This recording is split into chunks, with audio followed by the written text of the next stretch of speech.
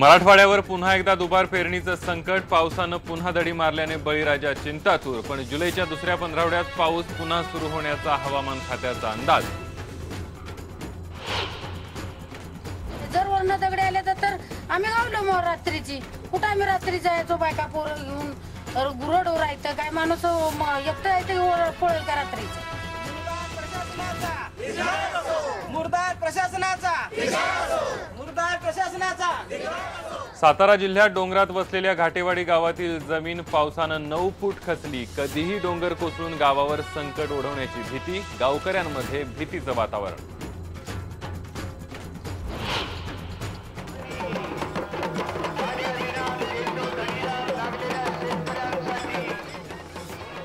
जत तालुक्यातल्या 5000 शेतकऱ्यांची पाणी संघर्ष पदयात्रा पोहोचली सांगलीमध्ये। सरकार विरोधी आंदोलन असूनही भाजपचे आमदार खासदार झाले सहभागी। राष्ट्रवादी आणि काँग्रेसच्या नेत्यांचं मात्र दुर्लक्ष।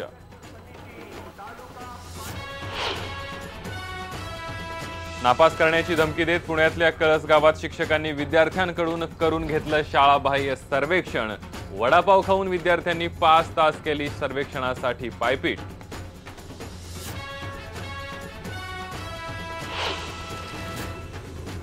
भंडारा गोंदिया झेडपी निवडणुकीत भाजपची जोरदार पीछेहाट। भंडाऱ्यात काँग्रेसने तर गोंदियामध्ये राष्ट्रवादीने मारली बाजी।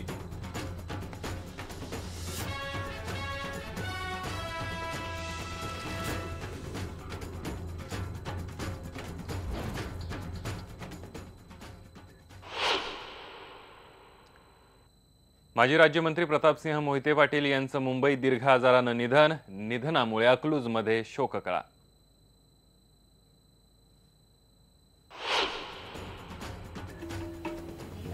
आणि पालखी सोहळ्यानिमित्त अलंकापुरीची बाजारपेठ। वारीच्या तयारीतला वेग। वाद्यांच्या तयारीसाठी वारकऱ्यांची सुरू झाली लगबग।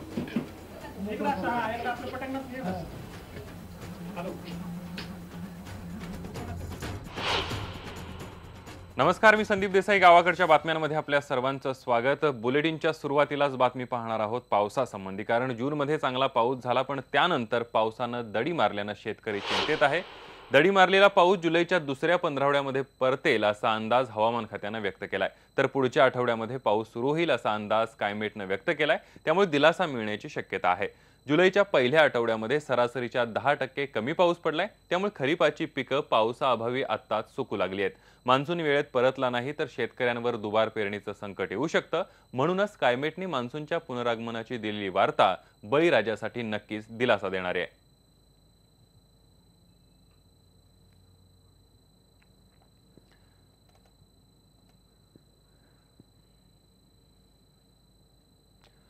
पुढची बातमी आहे सातारा जिल्ह्यातली। कारण सातारा जिल्ह्यातल्या पाटण तालुक्यामध्ये तारळी खोऱ्यातल्या डोंगरामध्ये घाटेवाडी हे गाव वसलंय। जूनमध्ये झालेल्या पावसानं या गावातली जमीन जी आहे ती 9 फुटांनी खचली आहे। जमीन खचल्यामुळे पूर्ण डोंगर कोसळून माळींची पुनरावृत्ती होण्याची भीती आहे। या गावात 136 कुटुंब आहेत आणि या गावची लोकसंख्या आहे 1200। मात्र गावाकडे लक्ष द्यायला कुणालाही वेळ नाहीये। उलट यावरून आजी माजी आमदारांनी राजकारण सुरू केलंय। इतकंच नाही तर घाटेवाडीच्या पुनर्वसनाच्या 6 कोटींचा निधी देखील ठेकेदारानं लाटल्याचा आरोप होतोय। या गावाला सर्वात मोठा धोका पावसाचा आणि जमीन खचण्याचा आहे असा अहवाल जिल्हा प्रशासनानं 10 वर्षांपूर्वी दिला होता। त्यानंतर घाटेवाडीचं पुनर्वसन करण्यासाठी 2004 मध्ये 98 घरांचं काम सुरू झालं। 6 कोटी 12 लाखांचा निधी मंजूर झाला। मात्र अजूनही फक्त 40% काम पूर्ण झालंय आणि तेही अतिशय निकृष्ट दर्जाचं प्रमाणपत्र अधिकाऱ्याने दिलंय। माजी आमदार विक्रमसिंह पाटणकर यांनी पुनर्वसन प्रकल्प मंजूर केला तर 2004 मध्ये शिवसेनेचे आमदार शंभूराजे देसाई यांनी भूमिपूजन केलं। त्यानंतर दोघांनीही कामाकडे दुर्लक्ष केलं। त्या दोघांच्या राजकारणात गावकरी मात्र भरडले जात आहेत। खाली भूकंप झाला त्यावेळेला गावाच्या वरून बॅगा गेल्यात, खालून गेल्यात। त्यावेळेला प्रशासनाने आलेत, माझ्या देखरेख केली। त्यांनी पुनर्वसन मंजूर करण्याचा प्रयत्न केला। ते मंजूर झालं होती काल आणि 9-10 वर्ष झाली आता पुन्हा घर काम चालू असताना ते घर निघाला होत नाहीत। आणि पाऊस माळीन गावासारखा पाऊस जर जबर झाला आणि धुवून गेलं तर माझ्या परत आम्ही घर बघायला येणार आहेत का? आमदार किंवा इतर लोकांनी सुद्धा इकडे लक्ष घातलं नाही। त्या काय वेळेला आम्ही निवेदन सुद्धा त्यांना दिलेत, पण इथे कुठल्याही आमदाराने येऊन प्रत्यक्ष पाणी केलेली नाही। भूमिपूजन केल्यापासून पण केली नाही। दुसरा नवीन निवडून आले आमदार मागून त्यांनी पण केली नाही। या गावाने असं केलंच नाही, आमच्या घराशी चिरा पडलेत आहे। तुम्ही सगळे बघा, चांदवी पडली या घराची आमच्या, तरी आम्ही त्यातच आहे। मग काय करणार, आम्ही कुठं जाणार आता? बायका पोरं बाळा घेऊन आम्ही गुरडोर। पावसाची काय परिस्थिती? पावसाची हेच की दगाड येतात, चिरा पडलेत आहे घरासनी, कौलं गेली वाऱ्यानं, वारं मोडेच तशी येतात। तर वरनं सगळं पाक भरडून खाली आलेलं आहे। मग आता वरनं भरडून खाली आलं तर आमच्या गावात खाली आलं तर आम्ही काय करणार? रात्रीचं कुठनं आमची सोय आहे का जायची? जायचं कुठनं? न्यायचं म्हणलं तर डालग्यातनं न्याय लागतंय।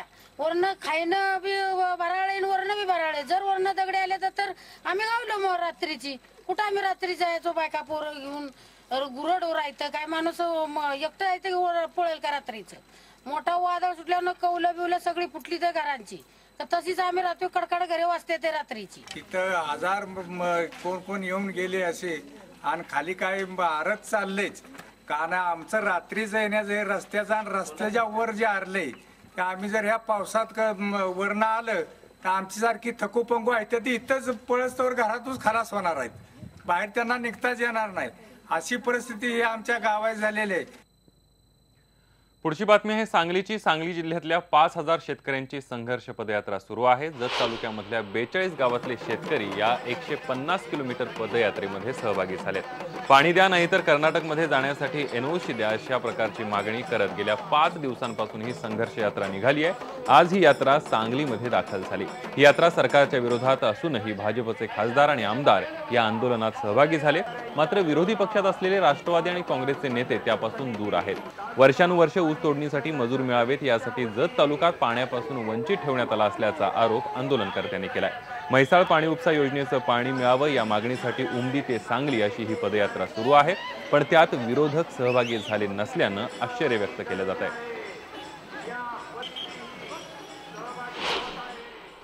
आमच्या जत तालुक्यात दुष्काळ आहे, कारखान्याला ऊस तोडीसाठी माणसं पाहिजे म्हणून आजपर्यंत दरवर्षी 42,000 लोक ऊस तोडीला जातात। सांगली जिल्हा असो, अन्य जिल्हा असो किंवा महाराष्ट्रातील सरकार असो, फक्त तालुक्यातील ऊस तोडायला लोक मिळत नाही म्हणून जत तालुक्याला पाणी देण्याचा प्रश्न उद्भवला नाही अशी परिस्थिती हा राज्यकर्त्यांना आणून ठेवली आहे।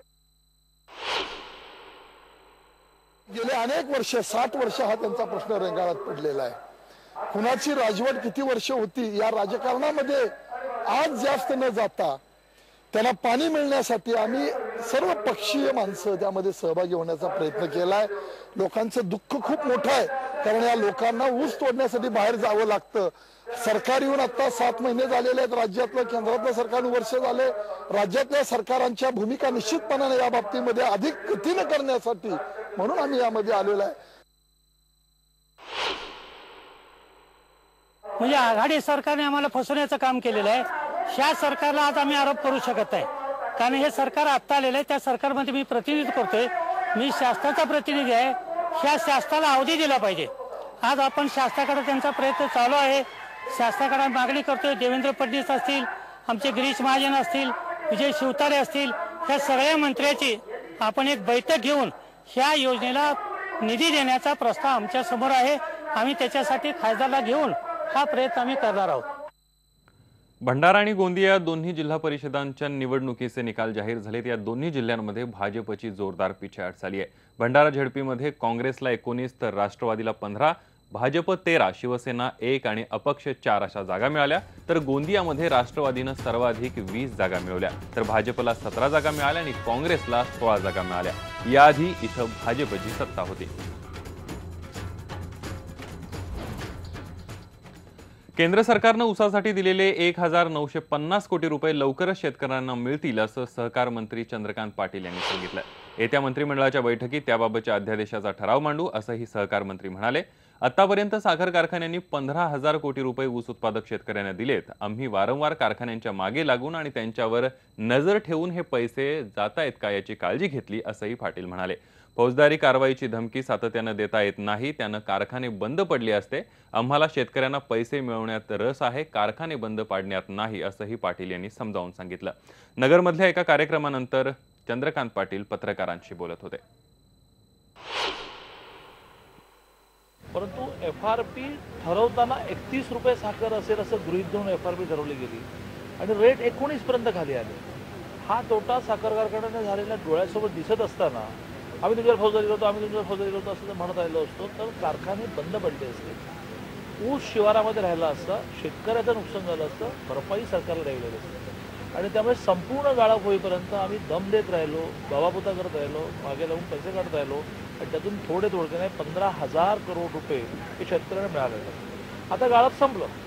दुसऱ्या बाजूने आम्ही आता 1950 कोटी देण्यामुळे आमचा अधिकार निर्माण झाला. आता आम्ही 1950 कोटी देणार, तुम्ही तुमचे 1400 कोटी द्या. गेल्या 8 दिवसात सुद्धा मागे लागून आम्ही 400 कोटी वसूल केले. सुनावण्या करून मागे लागून दम देऊन 400 कोटी वसूल केले.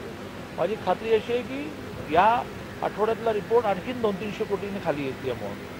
पण तरीही 1950 कोटी आमचे न देता आम्ही तुमच्यावर फौजदारी करतो असं म्हणणं बरोबर नव्हतं. केंद्रातून ते पॅकेज डिक्लेअर व्हायला वेळ लागला. त्याचं डिक्लेअर झालं, त्याचा अध्यादेश निघाला महाराष्ट्राच्या मंत्रिमंडळामध्ये. परवा आता त्या अध्यादेशाचा महाराष्ट्राच्या मंत्रिमंडळाने आम्ही ठराव करतो. त्यातून 1950 कोटी रुपये आता त्यांना FRP द्यायला मिळतील.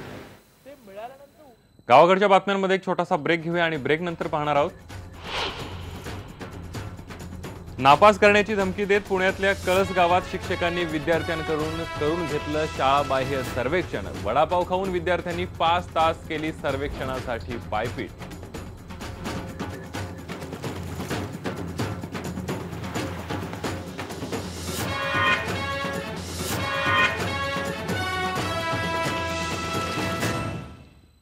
माजी राज्यमंत्री प्रतापसिंह मोहिते पाटील यांचं मुंबईत दीर्घ आजारामुळे निधन झालं. त्यांच्यावर लीलावती हॉस्पिटलमध्ये उपचार सुरू होते. त्यांच्या निधनामुळे अकलूजमध्ये शोककळा पसरली आहे. प्रतापसिंह मोहिते पाटील 1997-99च्या दरम्यान युती सरकारच्या काळात सहकार राज्यमंत्री होते. 2003 साली भाजपकडून खासदार झाले तर 2004 साली काँग्रेसकडून विधान परिषदेवर निवडून गेले. त्याचबरोबर करारी नेतृत्व अशी त्यांची ओळख होती. 2014च्या लोकसभा निवडणुकीत सख्खे भाऊ विजयसिंह मोहिते पाटील यांच्या विरोधात त्यांनी माढा मतदारसंघातून निवडणूक लढवली, पण त्यामध्ये त्यांचा पराभव झाला आणि त्यापासूनच मोहिते पाटील घराण्याच्या राजकारणात ते काहीसे एकाकी पडले होते. पण एकेकाळी याच प्रतापसिंहांनी मोहिते पाटील घराण्याच्या राजकीय डावपेचात वजीराची भूमिका खुबीनं निभावली होती. आता बातमी आहे शाळाबाह्य मुलांचं सर्वेक्षण केलं त्या संबंधातली. शाळाबाह्य मुलांचं सर्वेक्षण वादात येण्याची शक्यता निर्माण झाली आहे. अतिमहत्वाच्या मानल्या जाणाऱ्या सर्वेक्षणासाठी नियुक्त केलेल्या शिक्षकांनी त्यांना दिलेल्या जबाबदारीकडे दुर्लक्ष करत शाळकरी विद्यार्थ्यांकडून शाळाबाह्य मुलांची मोजणी केल्याची धक्कादायक बाब पुण्यात उघडकीस आली आहे. पुण्यातील विश्रांतवाडी परिसरात कळस गावात असलेल्या एका खासगी शाळेतील शिक्षकांनी हा हलगर्जीपणा केलाय. आपल्या शाळेतील विद्यार्थ्यांना नापास करण्याची धमकी देत सर्वे करायला भाग पाडलं. तब्बल 5 तास गल्लोगल्ली फिरून सर्वे करणाऱ्या विद्यार्थ्यांना केवळ वडापाव खायला देण्यात आला. ही विद्यार्थ्यांची पिळवणूक असल्याचा आरोप सामाजिक कार्यकर्त्यांनी केलाय आणि संबंधित शिक्षकांना बडतर्फ करण्याची मागणी केली आहे. तर या प्रकाराची चौकशी केली जाईल असं उत्तर शाळा प्रशासनाकडून दिलं जात आहे. आता पाहूया आदिवासी शाळांचं वास्तव दाखवणारी बातमी.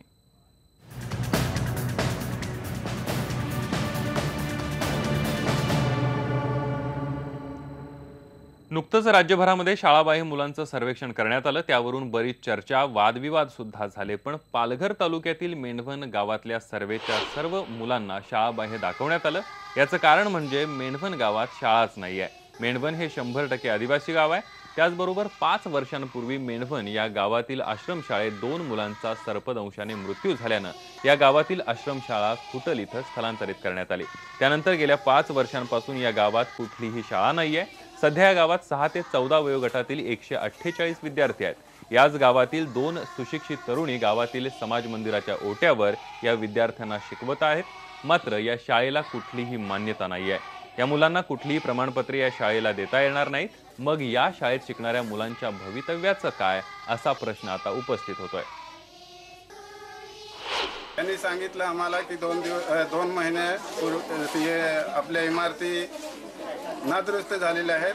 मग तुम्हाला 2 महिन्यात आम्ही परत 2-4 महिन्याने इमारती दुरुस्ती करून तुमच्याकडे शाळा देतो असं सांगितलं. त्याने आमची फसवणूक करून शाळा खुटलला सगळी हरवली. मेंढवनची आश्रमशाला खुटलला नेली. आमच्याकडे शाळा चालू आहे पण ते शिक्षणाचा काही उपयोग होणार नाही. आमच्याकडे साहेब लोक दुर्लक्ष करतात. मग आम्हाला इथे आश्रमशाला पाहिजे. गावाकडच्या बातम्यांमध्ये पुन्हा एक छोटासा ब्रेक घेऊया आणि ब्रेक नंतर पाहणार आहोत पालखी सोहळ्यासाठी अलंकापुरी सजली, वाद्यांच्या दुरुस्तीची ही सुरू झाली लगबग।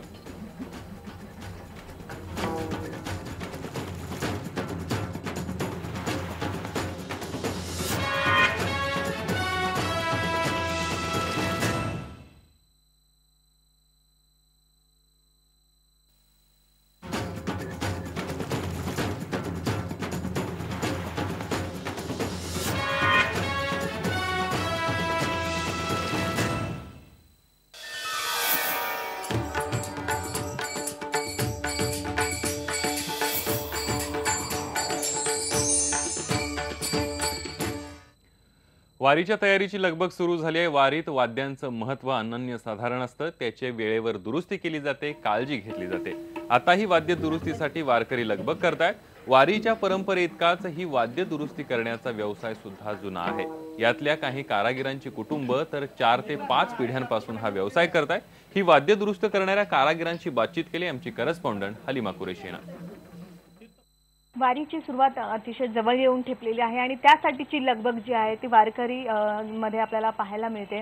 संप्रदायामध्ये अभंग आणि कीर्तनाला महत्त्वाचं स्थान असतं आणि त्याच्यामध्ये विविध वाद्य जी आहेत तीही वापरली जातात। या वाद्यांच्या दुरुस्तीची लगबग जी आहे ती मोठ्या प्रमाणामध्ये सुरू आहे। एकाच अशा मोठ्या आपण दुकानात आलेलो आहोत जिथं अनेक विविध वाद्य आहेत, ज्याच्यामध्ये पखवाज असेल, वीणा असेल, चिपळ्या असतील, टाळ असेल, अशा अनेक गोष्टी ज्या आहेत तिथे आहेत आणि त्याचबरोबर त्याचं दुरुस्तीचं कामही इथे सुरू आहे। मोठ्या प्रमाणामध्ये इथे वाद्यांची दुरुस्ती केली जाते, कारण की वारीमध्ये मनोरंजन असेल आणि ऊर्जा जी आहे ती अभंगातूनच मिळत असते। आळंदीतल्या आपण एका दुकानामध्ये आहोत आणि विजय वाडेकर आपल्या बरोबर आहे, जे अनेक वेगवेगळ्या वाद्यांची दुरुस्ती करत असतात। रामकृष्ण हरी, आणि काय म्हणाल, वाद्यांसाठीची दुरुस्ती जी आहे ती सुरू आहे तुमच्याकडे, नेमकी काय काय असते दुरुस्ती आणि काय सांग? या वाद्यांच्या आता वारीमुळे प्रत्येक वर्षी दिंडीसाठी फार मोठ्या प्रमाणामध्ये वारकरी आमच्या संप्रदायामध्ये दिंडीसाठी पकवाज, हलकी वगैरे दुरुस्त नवे जुने चालू असतं, रिपेरिंग चालू असतं, नवी खरेदी चालू असते, टाळांची खरेदी, विड्यांची खरेदी, पकवाजांची खरेदी चालू असते आणि त्याप्रमाणे आज ह्या वर्षी खूपच मागणी आहे त्या पकवाजांना बी। आणि या पकवाजातून एक घेण्यासारखं असं आहे की जसे 4 वेद भगवंतांनी बनवलेले आहेत तसे ह्याच्यामध्ये सुद्धा 4 वेद बनवलेले आहेत। ते वेद म्हणजे मी सांगतो त्याचं की हा जो आहे ही चाट आहे, हा एक वेद आहे। त्याच्यानंतर ही लव म्हणतात, दोन्ही शाईच्या आणि चाटीच्या मध्ये लव आहे, तिथं म्हणले लव, ह्याला लव म्हणतात आणि याला थाप आणि याला धीन म्हणतात। ज्यावेळेस ही लव, चाट, धीन आणि थाप ही एकत्र येते त्या टायमाला एक ज्योत निर्माण होती। बरोबर आहे। आणि त्यासाठी अनेक वाद्य जे आहेत ते पण तुम्ही दुरुस्त करत असतात, नेमकं याच्यामध्ये काय काय दुरुस्त करता तुम्ही? त्याच्यामध्ये ही जी काळा आहे शाईचं, ही शाई म्हणजे पोलादाचं पीठ आहे, ही फक्त भावनगरला मिळते आणि त्याच्यामध्ये मग मैद्याचं खळ वगैरे मिक्स करून ते एकत्र जीव करून त्याची ही अशी शाई बनवली जाते आणि ती शाई पकवाजाला घातली जाते आणि त्यातून मग ती धुळी निर्माण होते त्याच्यामध्ये। त्याच्यानंतर ही काळा पाषाण म्हणून एक दगड आहे, ह्याच्यामध्ये हीट आहे, हीट असल्यामुळे शाई लवकर वाळल्या जाते आणि त्यातून मधुर आवाज निघला जातो। 3-3 तास तुम्ही ते शाई त्याच्याने त्या दगडाने घासली जाते आणि आपण जर पाहिलं तर वेगवेगळी वाद्य जी आहेत ते एकटे गेल्या 5 ते 6 पिढी जात असलेली ही त्यांची सगळी जी परंपरा आहे तेही पुढे घेऊन चाललेलं आहे। गावाकडच्या बातम्यांमध्ये इथंच थांबतोय, मात्र याच वाद्य दुरुस्तीच्या दुकानामध्ये आम्ही भेटलो एका छोट्या वारकऱ्याला आणि त्याने आमच्यासाठी एक अभंगही गायला। बुलेटिनमध्ये जाता जाता पाहूया त्याची एक विठू माऊ